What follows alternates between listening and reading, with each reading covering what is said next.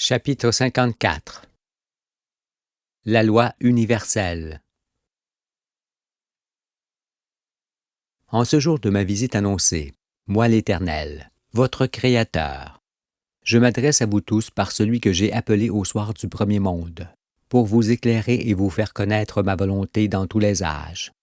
Par mon Fils unique, je vous apporte la lumière et les règles de la vie, afin que la liberté, la justice, la paix et l'ordre soient à jamais la sainte union des peuples sous le soleil. Votre existence sera dorénavant accompagnée de mes préceptes et de mes ordonnances, qui vous maintiendront éloignés du mal, et vous garderont intègres et libres durant tous vos jours. Aussi, dans vos pays, il n'y aura point de gouvernement, ni de puissance au-dessus de la ville sainte, qui sera la plus haute autorité après moi, votre Dieu. La cité de mon royaume, dans laquelle vous vivrez, est la ville sainte qui exercera sa souveraineté sur elle-même, selon les règles que je vous inculque, pour garder votre âme vivante et vous mettre à l'abri de tout danger. Pour rester saint d'esprit et responsable de ses actes, chacun se jugera par ma loi. Il pourra alors veiller à ce que personne ne tente à nouveau de s'asseoir sur mon trône pour imposer sa volonté, car je n'ai donné à aucun homme le droit de régner sur l'homme qu'il n'a point créé. Les 12 juges. Les fondements de la cité et le traitement de ses affaires reposeront sur un comité, qui sera aussi un tribunal qui rendra la justice chaque mois. Cet organisme public sera composé en permanence de 12 juges. Ces hommes seront tous volontaires, mariés, pères de famille et exempts de maladies graves. Tous auront plus de 50 ans. Ils se distingueront par leur sagesse et leur moralité. Ils ne jouiront d'aucun privilège et n'auront d'autres droits et pouvoirs que ceux que ma loi donne à chacun de vous. Irrépréhensibles, ils seront mes fidèles serviteurs. Pour faire appliquer leurs décisions de justice, qui seront irrévocables, ils demanderont aide aux habitants de la cité. Tous les mois, ils tiendront séance ensemble avec leur épouse à leur côté, mais ne seront que 12 voix. Il n'y aura point de juge unique. Telle est ma volonté. Toi donc, qui seras en charge de statuer, tu prendras mon nom, et tu jugeras par moi en mon nom, et non par toi au nom du peuple. Dans mon temple, tu es le défenseur de la terre et de tout ce qui vit. Ange de Dieu, tu ne dois jamais faillir dans tes jugements, car c'est avec mon esprit que tu statueras pour honorer mon nom et accomplir ma volonté. La vérité ne peut supporter le partage. C'est pourquoi tout jugement devra faire l'unanimité des 12 juges. S'il ne peut en être ainsi après 3 séances successives, le jugement sera annulé. La culpabilité et les sanctions. Lorsque sa culpabilité sera flagrante et incontestable, l'accusé sera arrêté et conduit devant ses juges, qui décideront de son châtiment en fonction de son âge et de la gravité de sa faute. Mais nul ne doit être montré du doigt, accusé, retenu, jugé ou condamné, uniquement sur des présomptions ou de simples convictions. Si toutefois celui qui a commis une faute irrémissible échappe au jugement de ses frères, il sera châtié au double par moi, l'Éternel. Seul moi, ton Dieu, qui t'ai créé à mon image, je décide des punitions que le tribunal de la cité infligera aux pécheurs. Voici, selon la gravité de son crime, le malfaiteur sera jeté hors de la cité pour un temps ou pour toujours, ou humilié publiquement, ou sévèrement corrigé sans être mutilé, ou encore puni de mort. Il n'y aura point d'autre châtiment. Chaque tribunal décidera des manières d'appliquer ces sanctions. Mais celui qui sera condamné à mort devra quitter le monde loin des regards et hors du territoire de la communauté. L'emprisonnement ne doit en aucun cas faire partie des punitions infligées au pécheur, car, privé de sa liberté, celui-ci perd progressivement ses facultés et la possibilité de son rachat. La détention doit seulement permettre de retenir le coupable avéré, pour le juger et le châtier. Et lorsqu'elle s'imposera, l'accusé sera entravé et retenu de force à son domicile ou ailleurs, au milieu des siens. Les mœurs. Voici les instructions de l'Éternel, ton Dieu, sur tes comportements habituels. Tu n'auras point d'autre Dieu devant ma face, ni d'autre loi que ma loi. Tu ne feras point de figure, de figurine, de sculpture quelconque ou de statue représentant des personnages dans lesquels tu te confies et devant lesquels tu te prosternes. Car moi, l'Éternel, ton Dieu, je suis un Dieu jaloux. Tu ne prendras pas le nom de l'Éternel, ton Dieu, en vain, car l'Éternel ne laissera point impuni celui qui prendra son nom en vain. Tu accorderas à l'homme et à la femme les mêmes droits. Tu n'établiras point de hiérarchie. Tu honoreras ton père et ta mère, afin que tes jours se prolongent dans le pays que l'Éternel, ton Dieu, te donne. Tu ne tueras point. Tu ne commettras point d'adultère. Tu ne convoiteras point ce qui appartient à autrui. Tu ne déroberas point. Tu n'opprimeras point tes semblables. Tu ne seras point médisant. Tu ne porteras point de faux témoignages contre ton prochain. Tu ne t'abstiendras point de dire la vérité en toutes circonstances. Tu n'œuvreras point dans l'ombre, à l'abri des regards. Tu veilleras à ne mettre personne en danger. Tu interviendras auprès de tout être en difficulté.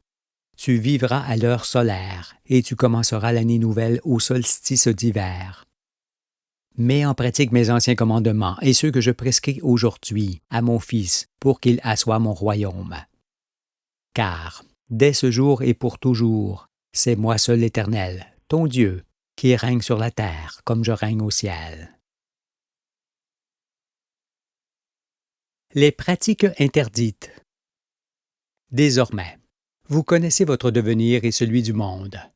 Aussi, vous sortirez promptement de votre cité. Quiconque s'aventurera à prédire l'avenir ou prétendra communiquer avec les morts. Ma terre devant rester mon sanctuaire et celui de mes enfants bien-aimés. Vous chasserez également ceux qui s'adonneront à des rites, comme les cérémonies, les pèlerinages, les processions, les célébrations commémoratives, les incantations et les prières collectives. Dans mon royaume, vous repousserez vivement tous ceux qui tenteront de régner sur vous. Au besoin, vous les exterminerez.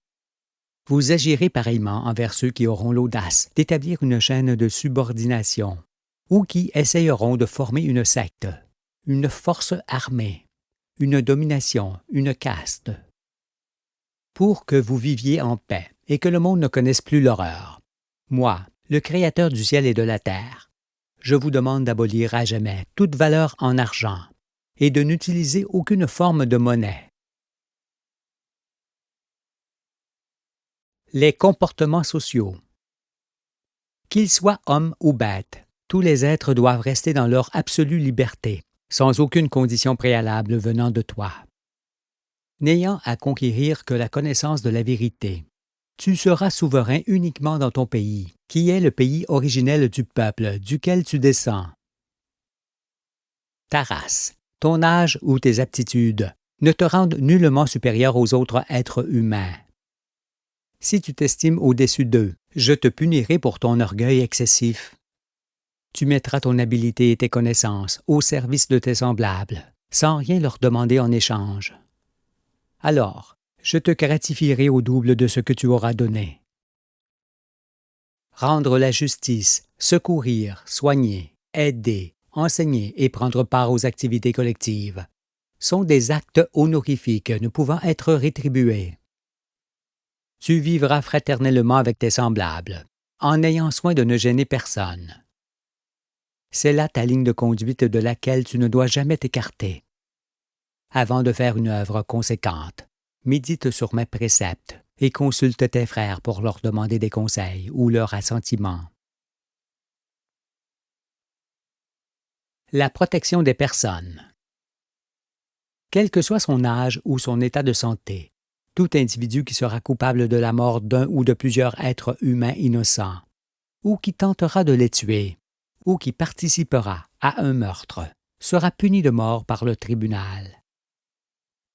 Quiconque blessera ou tuera un malfaiteur en train de commettre un forfait ne sera nullement tenu pour coupable. Mais si quelqu'un commet un homicide involontaire sur un innocent par manque de précaution, il devra abandonner ses biens et quitter sa ville pour toujours. Ceux qui commanderont, produiront, détiendront des armes ou autres machines de guerre, ou en feront usage, seront condamnés à la peine de mort et exécutés aussitôt. Car tuer l'homme ou se préparer à le tuer, c'est lever la main contre moi, l'Éternel, ton Dieu. Seront pareillement éliminés ceux qui feront volontairement souffrir des êtres humains innocents, en les retenant prisonniers, en les forçant à faire ce qu'ils ne veulent pas, en les privant d'eau et de nourriture, en leur faisant subir des supplices, des offenses ou des sévices, en modifiant leur esprit, en les terrorisant ou en les séparant de force de leur famille. Cette sentence ne s'éteindra point dans le temps. Toute personne qui maltraitera son conjoint, ses enfants, ses parents ou un animal devra être réprimée. Si on ne peut parvenir à la ramener à la raison, le tribunal la punira sévèrement. Pour que vos enfants gardent un visage humain et ne deviennent la honte du ciel, vous priverez de leurs biens et expulserez vigoureusement de vos cités les homosexuels et tous ceux qui s'accouplent en groupe. Et vous punirez de mort toute personne qui fornique avec des bêtes, ainsi que les pédophiles, les incestueux et les violeurs. Même adolescent, le voleur ou le destructeur restituera au double la valeur de ce qu'il aura dérobé ou détruit. Si après cette sanction, il persiste à commettre des méfaits, il sera extrait du monde. Ainsi, vous empêcherez le développement du mal qui doit constamment être maintenu enseveli sous vos pieds. Tout dommage causé à autrui devra être réparé par son auteur. Mais s'il s'avère que le préjudice est commis par volonté de nuire, l'auteur du délit sera privé de ses biens et expulsé définitivement de la cité, ainsi que toute personne ayant éventuellement contribué au méfait. Cette sanction s'appliquera aussi à ceux qui persisteront à créer consciemment une nuisance quelconque. L'incendiaire volontaire des biens d'autrui ou des forêts est indigne de mon sanctuaire. Il sera puni de mort.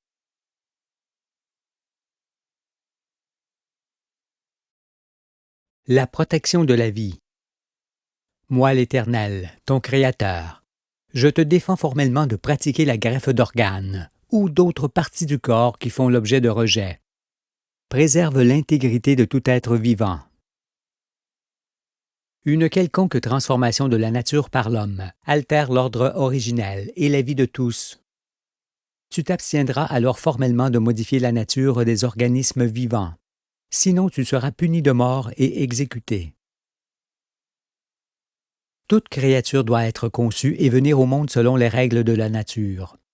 Tu pourras toutefois interrompre la vie d'un être à sa naissance, s'il est atteint de graves malformations.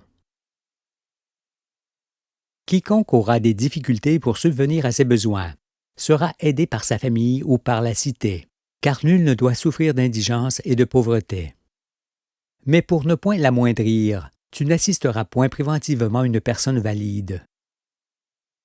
Lorsque tu procéderas à des soins, tu élimineras aussi la cause de la maladie qui est souvent due à l'ignorance et aux activités humaines. Vis en harmonie avec la nature, selon les règles de justice que je t'inculque, et ta descendance deviendra progressivement invulnérable à la maladie. De ta propre initiative, tu n'interrompras point la vie d'une personne condamnée qui meurt lentement, sauf si c'est moi, ton Dieu, qui te le demande en ton cœur et te pousse à le faire. La personne âgée ou l'enfant handicapé sera pris en charge par sa famille et ne sera pas remis en d'autres mains ni en d'autres lieux. Tu ne feras pas avorter la femme qui s'y refuse et qui n'est point victime d'un viol ou d'un inceste. Tu te conformeras à ses désirs d'enfantement. Tous les êtres de ma création sont utiles. C'est pourquoi tu ne feras rien qui puisse faire disparaître de la terre une espèce quelconque.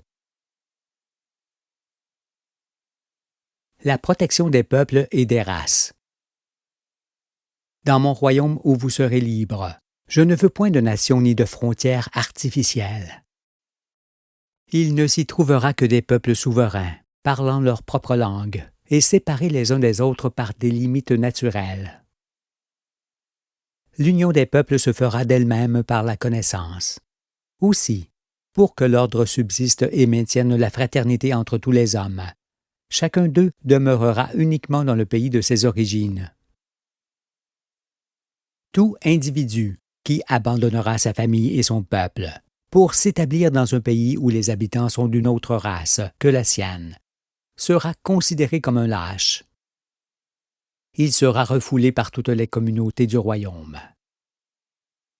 Afin qu'elle soit intègre, ta cité ne sera nullement constituée d'hommes et de femmes de races différentes. Toute personne est une partie intégrante et intime de son peuple, qu'elle ne doit point abandonner. Dans un autre pays que celui qui est à l'origine de ton peuple, tu seras toujours un étranger, un visiteur pouvant y séjourner, mais sans y établir ta demeure, ni procréer.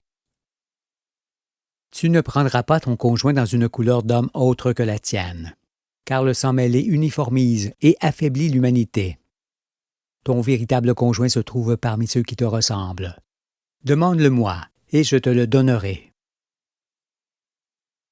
Ailleurs que dans son pays, tout individu est un étranger qui a besoin d'assistance. Sois donc charitable et bienveillant envers l'étranger qui t'honorera de sa présence. Le désir de connaître le monde te poussera toujours à visiter d'autres pays.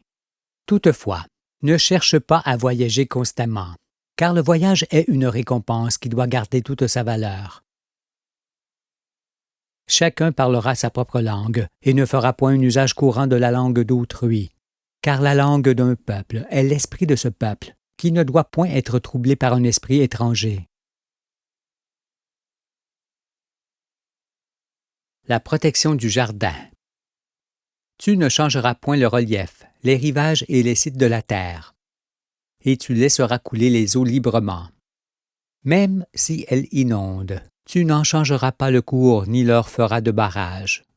Tu utiliseras l'eau pour tes besoins, mais sans en priver ceux qui vivent en aval, ni assécher les lieux où elle se trouve.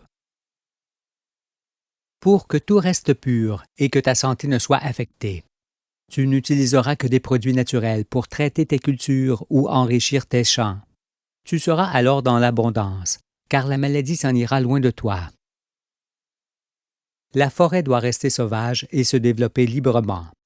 C'est pourquoi tu ne la cultiveras, ne la débroussailleras, ne la réduiras, ni ne l'agrandiras. Néanmoins, tu pourras prélever en elle ce dont tu auras besoin. Vous n'occuperez point toute la surface de vos pays, afin que les bêtes, les forêts et les lieux humides demeurent dans tous les âges. Chaque ville devra être éloignée le plus possible d'une autre ville. Pour vos besoins, vous pourrez prendre ce qui se trouve sur la surface ou sous la surface de la terre, en veillant toutefois à n'extraire que ce qui se dégrade rapidement, sans occasionner de pollution. Prenez garde à vos travaux, qui ne doivent en rien changer les conditions de vie naturelles des êtres vivants. Ici, dans mon sanctuaire, chaque maison détruira elle-même ses déchets et enfouira ses eaux sales. Mais vous ne collecterez point les ordures de la cité pour les déposer dans un même lieu, ni les eaux sales pour les déverser ensemble dans les eaux propres, qui courent ou qui dorment. Où que ce soit, il ne doit y avoir aucune souillure ni pollution, car l'enfant doit toujours naître dans un jardin pur, pour que l'homme reste pur dans tous les âges. Quiconque polluera la terre, l'eau et l'air sera fortement châtié. S'il persiste à nuire, il sera exécuté. Chaque région est précieuse et doit garder son originalité. Alors tu ne feras point de voies de bitume, de ciment ou de fer qui défigurent les sites, empêchent l'écoulement des eaux, démembrent et dévastent les campagnes. Tu n'en feras point car, modifier la nature, c'est affecter tous les vivants. Tu entoureras tes champs d'une haie, et pour ne point profaner la terre, tu ne la cultiveras qu'avec la force animale ou celle de tes bras. Tu n'utiliseras par ailleurs que les forces naturelles, qui sont largement suffisantes pour tes besoins. Les bêtes et les sites devront tous rester sauvages, tels qu'ils étaient au commencement. Ainsi, le jardin terrestre demeurera éternellement, et ta postérité sera saine et heureuse. La protection des animaux. Écoute-moi, mon peuple. Tu élèveras les animaux sans changer leur genre et leur nature. Tu ne leur donneras point de nourriture qui leur sont étrangères, ni ne les obligeras à manger. Et tu t'abstiendras de faire des expériences médicales sur eux, ou de les élever en les tenant constamment enfermés. Les plantes et les bêtes dont tu te nourriras devront exister aussi à l'état sauvage. Si l'une de leurs espèces ne peut plus se maintenir dans la nature et tend à disparaître, tu n'en garderas pas des spécimens pour les cultiver ou les élever, car il s'agirait d'êtres dégénérés pouvant affecter gravement ta santé. Pour que l'équilibre du monde se fasse, tu laisseras les animaux de toute espèce se multiplier librement. Même si leur nombre t'apparaît élevé, tu ne te mêleras point de leur vie, et tu ne réduiras point leur nombre. Toutes les créatures animales sont indispensables au monde et ont, comme toi, le droit de vivre sur la terre. Aussi, pour rééquilibrer la nature, tu réintroduiras dans ton pays les espèces de bêtes qui s'y trouvaient à l'origine et qui demeurent encore dans le monde. Alors, je te ferai vivre à l'ombre de ma main. Pour ne pas t'assombrir et être juste, tu admettras volontiers qu'une petite partie de ce que tu cultives ou élèves soit mangée par les bêtes des champs. Lorsque les animaux auront retrouvé leur multitude, tu pourras chasser et pêcher avec modération pour nourrir ta famille. Et tu veilleras à ne pas tuer ceux que la loi de Moïse protège. Tu mangeras seulement l'animal que toi ou un membre de ta famille aura abattu, car l'Éternel n'agrée ce sacrifice que par la peine éprouvée en lui ôtant la vie. Tu rachèteras ainsi la vie d'un être innocent par ta peine. Sinon, ne le mange pas, de peur que moi, ton Dieu, je ne te maudisse. Tu ne captureras point les bêtes avec des pièges pouvant les maintenir dans la souffrance. Et, pour les chasser, seules les armes utilisant la force humaine sont admises par moi, l'Éternel. Toute arme d'une autre nature sera bannie de mon royaume, où elle ne peut être tolérée. Tu ne braveras point les animaux par jeu, et tu ne les feras point se battre entre eux, ni ne les dresseras pour qu'ils attaquent l'homme. La cité et ses activités. La ville sainte du royaume est aussi ton Église, au sein de laquelle il n'y aura point d'autre directive que celle donnée par ma loi. Tu veilleras, alors, à ce qu'il ne s'établisse point de hiérarchie, de réglementation, de domination, d'obédience, de subordination, de dépendance, ni de prélèvement obligatoire. Toute famille de la tribu disposera d'une surface de terre qu'elle cultivera pour subvenir à ses besoins. Sois donc bienveillant et équitable avec tes semblables lors de la répartition des sols et des espaces. Pour qu'il n'y ait point de calamité, tu bâtiras ta cité loin des endroits dangereux, comme le sont les alentours des volcans, les lieux qui s'inondent ou s'ensevelissent, ainsi que les régions où le sol tremble ou peut glisser. Ta cité, que tu bâtiras dans des lieux non arides, devra se mêler discrètement à la nature. Et pour qu'elle reste dans les mesures humaines, sa taille devra toujours permettre d'en sortir en marchant peu de temps. Le nombre d'habitants de la ville sainte ne devra jamais dépasser les ressources du territoire nourricier, au milieu duquel elle sera bâtie. Lorsqu'elle sera formée et rendue viable en toute indépendance, plus de demeures ni d'édifices ne seront construits. Tu n'imagineras et ne réaliseras aucune œuvre éternelle. Et pour que tes enfants restent en contact avec d'autres enfants, tu ne feras pas ta maison isolée de la cité. Tu la dresseras avec celle des autres. Vous ne bâtirez point de maison sur maison pour habiter famille sur famille. Vous habiterez côte à côte seulement, et avec des maisons entourées de terre et suffisamment espacées les unes des autres. Chacun bâtira sa demeure selon sa conception personnelle et l'habitera, mais nul ne bâtira une maison pour qu'un autre l'habite. Tu ne construiras point de palais, de temples, de lieux du culte, d'édifices symboliques, ni quoi que ce soit de grandiose, car ce sont les œuvres de ceux qui sont déficients en esprit et enflés de vanité.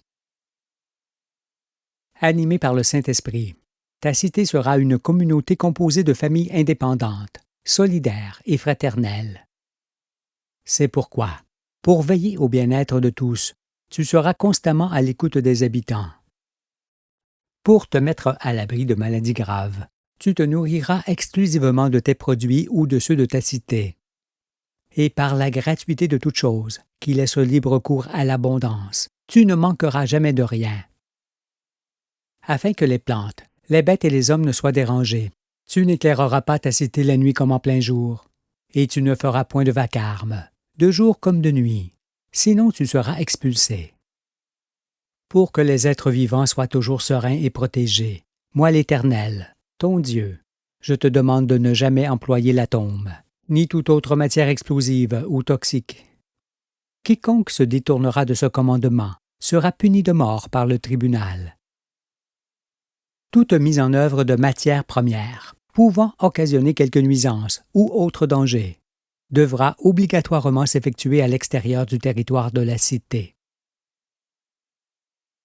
Tu ne construiras point de véhicule ou autre engin, utilisant la combustion pour se mouvoir, car tu serais contraint de leur sacrifier la terre entière.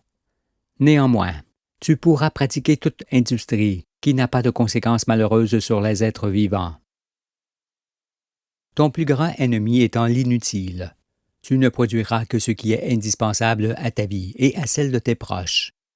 Quoi que tu fasses, tu ne peux augmenter le nombre de tes jours, mais seulement les réduire si tu me désobéis. Car c'est moi l'Éternel, ton Dieu, qui t'anime de mon souffle. Pour que chaque chose varie d'une autre et enrichisse la diversité. Tu ne créeras aucune mode, ni ne feras de maison, de vêtements, d'objets ou quoi que ce soit d'uniforme. Homme ou femme, chacun se vêtira comme il l'entendra dans mon royaume, et fera ce qui lui plaira, en fonction de la loi. Lorsque vous vous mesurerez les uns les autres par des jeux, vous ferez attention à ne pas y laisser votre âme, car, lorsqu'on est vainqueur, on n'est pas forcément glorieux. La famille. L'union de l'homme et de la femme sera libre, et je la bénirai lorsque Ève perdra manifestement sa virginité, cela étant le seul acte solennel par lequel vous serez mariés devant moi, l'Éternel, votre Dieu. La famille est la force de l'homme. C'est pourquoi tu laisseras les enfants en âge de fonder une famille, libres de choisir eux-mêmes leurs conjoints, sans contrarier leurs projets. Tu veilleras seulement à ce qu'ils ne prennent pour époux ou épouse quelqu'un de leur parenté, ou une personne atteinte d'une grave maladie incurable et transmissible. Adam et Ève, je vous ai créé forme et empreinte, pour que vous puissiez vous épouser et que vos enfants naissent de votre amour. Mais votre sentiment d'attirance réciproque ne peut résister aux tempêtes soulevées par l'infidélité. Soyez donc fidèles comme le soleil et la terre le sont l'un envers l'autre. Car je punirai l'adultère par la solitude et des jours sans joie, pouvant entraîner la mort du pécheur. Adam, tu montreras la voie droite aux membres de ta famille, pour que chacun sache où se trouvent les limites qu'il ne doit point dépasser. Ève, tes menstruations sont pour purifier ton sein à des fins d'enfantement, et ta virginité est ton honneur. Reste donc vierge jusqu'à ce que tu fondes une famille, sinon tu altéreras ta réputation et tes jours seront malheureux. Pour créer une famille ou pour d'autres raisons, vous pourrez habiter la cité de votre choix. En raison de quoi, tout nouvel arrivant ne sera nullement considéré comme étranger. En cas de divorce, vous veillerez à ce que vos enfants ou votre conjoint n'en soient des victimes innocentes. Sinon je ne le supporterai pas. Tu ne t'éloigneras point de ton père et de ta mère lorsqu'ils seront âgés, de peur que moi, ton Dieu, je te rejette. Et tu laisseras tes enfants dans leurs mains, car ils sont la mémoire du vécu et les fondations de la tribu. Et quand les portes de leur sens se refermeront, tu comprendras leur défaillance et tu feras preuve de beaucoup d'indulgence à leur égard. La tendresse, l'affection et les soins que tu leur dispenseras ne seront jamais de trop. L'éducation. Vous veillerez à ce qu'il y ait toujours parmi vous quelqu'un qui s'élève bien haut, jusqu'à mon autel, pour enseigner la vérité à ceux qui ne le comprennent pas d'eux-mêmes. Car c'est ainsi qu'agirent les prophètes à l'égard du monde, et auquel vous devez votre salut. Quelle que soit l'apparence, l'âge, l'attitude ou la notoriété de la personne avec laquelle tu converseras, tu t'adresseras à elle comme tu le fais avec ton frère ou ta sœur. Et tu t'adresseras à moi, ton Dieu, pareillement, comme un enfant parle à son propre père. Tu circonciras le cœur de ton enfant dès qu'il sera en âge de discerner le bien et le mal. Tu feras attention toutefois de ne pas le forcer à comprendre ou à faire ce qui n'est pas encore à sa portée. Les enfants apprendront l'ensemble des règles du bon usage parlé et écrit de leur langue. Après quoi, ils pourront poursuivre d'eux-mêmes leur ascension et choisir leur chemin par devant moi, l'Éternel. Pour protéger les valeurs de l'existence, tu enseigneras également le respect, la politesse et les bonnes manières à tes enfants. Tu auras alors soin de les tenir éloignés du blasphème, qui choque les consciences, ainsi que de l'impudicité, de la grossièreté et de toute chose obscène, qui blesse la pudeur. Pour que chacun garde son intégrité et ne s'éloigne du bon sens, vous ne formerez point de gens de tête d'un côté et des gens de main de l'autre. Vous veillerez au contraire à développer toutes les facultés d'un enfant.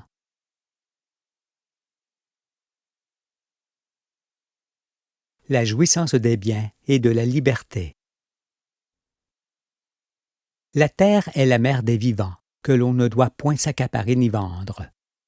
En raison de quoi, toute parcelle de terre appartiendra à celui qui la travaillera ou l'habitera.